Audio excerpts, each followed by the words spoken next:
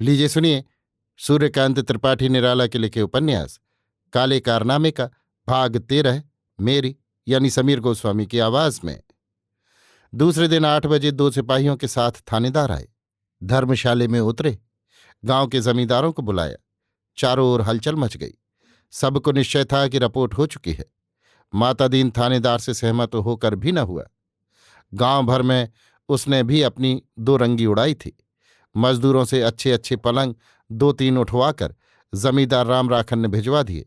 साथ कालीन, घर में पूड़ी और साग का नाश्ता बनाने के लिए कह गए। थानेदार को ये पसंद नहीं, मगर हिंदुओं के गांव में मुसलमान पकाने वाले के न होने पर ये खाना स्वीकार कर लेते हैं। साथ में कह भी देते हैं, हमारा खाना तो आप लोगों को मालूम है, बगैर उसके मज़ा नहीं आता, न पेट भरता है। 3-4 पीपल, पाकर और महुए के पेड़ धर्मशाला के आसपास हैं। कुछ ही दूर एक पक्का तालाब, पक्का कुआं, स्वच्छ जल वाला धर्मशाला के साथ लगा हुआ है। बगल में लड़कों ने एक अखाड़ा गोड़ रखा है कूदने के लिए। पीपल के नीचे चबूतरा है, जिस पर पीपल की जड़ के साथ शिवजी रखे हुए हैं। गांव का ये एक सबसे अधिक मनोहर स्थान है। यहाँ से 3-4 लीकें दूसरे दूसरे गांवों को कटकर गई हैं। अगल बगल खेत और बागात हैं। दिन का दृश्य बड़ा ही सुहावना हो रहा है। खरीफ की हरियाली मन को मोहे ले रही है। पुरवाई के झोंके मतवाली किए जा रहे हैं। कुछ ही फासले से गांव शुरू है। पेड़ों पर बुलबुल, तोते, रुकमने, गलारें, कबूतर आदि चहकते और गटरगूं करते हैं। आम की कुंजों से पपीहे और कोयल की होड़ सुनाई पड़ रही है। थानेदार ने यहां डेरा इसलिए जमाया कि अपना दल यहां तैयार कर लें, तब मामले में हाथ लगाएं। चौकीदार से जो कुछ उनको मालूम हुआ था वो बहुत पायेदार बात न थी। दूसरे मुंशी के जरा चले जाने पर रिपोर्ट लिखाने वाले मिश्र का थाना छोड़कर चला जाना शक पैदा कर रहा था। फिर भी पुलिस पर कोई आक्षेप न हो, इसीलिए उन्होंने तहकीकात करनी चाहिए, मगर छिपे तौर से। चौकीदार के कहने के अनुसार सिपाहियों ने मुख्य मुख्य आदमियों को बुलाया।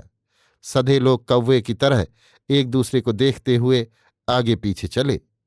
चौकीदार एकांत समझकर मिश्र जी के पास गया और दोनों हाथों से बिल दिखाकर थाने की मनोभावना समझाई और हिम्मत बांधते हुए कहा, ढीले न पड़ना, कहकर चला गया। मिश्र जी एकांत देखकर पहलवान के यहाँ गए और बाहर से आवाज दी। बुलाए जाने पर सिपाही की पगड़ी देखकर पहलवान को जूड़ी चढ़ाई थी। जब मिश्र जी ने आवाज दी, उन्होंने डर भूते स्वर से रजाई के भीतर से कहा, अरे जूड़ी चढ़ी है, क्या काम है? घर में कोई नहीं है। मिश्र जी ने कहा, ओढ़े ओढ़े चले चलो, नहीं तो मामला समझ में ना आएगा। दोस्त और दुश्मन की पहचान जाती रहेगी। हम आगे आगे चलते हैं, हमारी तरफदार रहना। पहलवान ने आवाज दी, जब तुम कहते हो तब चलेंगे, रजाई की जगह चदरा ओढ़ लेंगे, कहकर जोर बांधा कि मददगार है। राम राखन अपने पूरे सहायकों के साथ मामले को साध कर आगे पीछे चले। राम राखन, लीलाराम, रमाशंकर, यमुना प्रसाद, देवी प्रसाद, शिव कुमार तथा गांव के और जमींदार और महाजन एक एक करके पलंग पर बैठे हुए थानेदार के पास पहुंचे और कमर भर झुककर सलाम करते गए। फिर दूसरी चारपाइयों पर अदब के साथ बैठते रहे। गोड़ित लोगों को तंबाकू खिलाता और हुक्का पिलाता रहा। थानेदार के कहने के माफिक अभी ये सरकारी काम नहीं, गांव के लोगों से थानेदार की आपसी बातचीत है। इसी बीच मिश्र जी आए और साधारण रूप से थानेदार को सलाम किया। यह मिश्र जी का बड़प्पन राम रखन की नज़र में आने वाला नहीं, और जबकि वो मुद्दई है। उन्होंने मिश्र जी को बुलाकर नहीं बैठाला। ये बात मिश्र जी को खटकी, मगर कुछ बोले नहीं। संसार वाली नस दबाए हुए, होश दुरुस्त किए हुए धर्मशाला के चबूतरे पर सब की तरफ मुंह करके बैठे। उनके बड़प्पन की तरह ये चबूतरा भी चारपाइयों से ऊंचा था।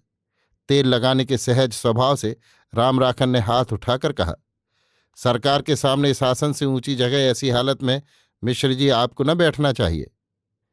मिश्र जी ने कहा, अगर आप इस चारपाई को उठाकर धर्मशाले में डाल दें और थानेदार साहब बैठें तो और शोभित हो जाए। थानेदार को मुसलमान समझकर मिश्र जी ने जमींदार पर धार्मिकता का एक हाथ रखा। जमींदार खामोश रह गए। उन्होंने सोचा, मुसलमान को हिंदू धर्मशाला में घुसेड़कर लोगों की निगाह में हमको गिराना चाहता है। कुछ नजर बदली, मगर अंदर से डरे कि मामला उन्हीं का गठाया हुआ है, कहीं ये उल्टा खुदाई न गले डाल दे। दबकर ढांढस बंधाते हुए कहा, बैठे रहिए, जैसे चारपाई वैसे चबूतरा। थानेदार बातचीत तौलते रहे। इसी समय चदरा ओढ़े कोट पहने कांखते हुए पहलवान धीरे धीरे आए और जहां मिश्र जी बैठे थे उसी जगह एक किनारे से थानेदार को दूर का सलाम करके बैठे। उनको निश्चय था ये गठना उन्हीं पर है। एक चारपाई पर सिपाही बैठे। गांव के 3 चौकीदार लाठी लिए हुए अगल बगल खड़े थे। इक्के दुक्के लोग जो राही थे या जिनका मामले से ताल्लुक न था आते जाते रहे। थोड़ी देर में जमींदारों वाली चारपाई के एक एक पाए के पास पान दोहरा खायों की तंबाकू की पीक से बित्ते बित्ते भर जमीन रंग गई। गांव में भीट, गांव के तमूली कई रोज की तैयारी, सैकड़ों की संख्या में लगे पान लौंगदार ले आए। इलायची दोहरा और जर्दा वाली तश्तरियां भी 2-3। सिपाहियों ने पत्ते चबाने वाले बकरों को मात किया। झूठ के मामले में जमींदारों की चौगनी फुर्ती थी। अभी आप सुन रहे थे सूर्यकांत त्रिपाठी निराला के लिखे उपन्यास काले कारनामे का भाग 13, मेरी यानी समीर गोस्वामी की आवाज में।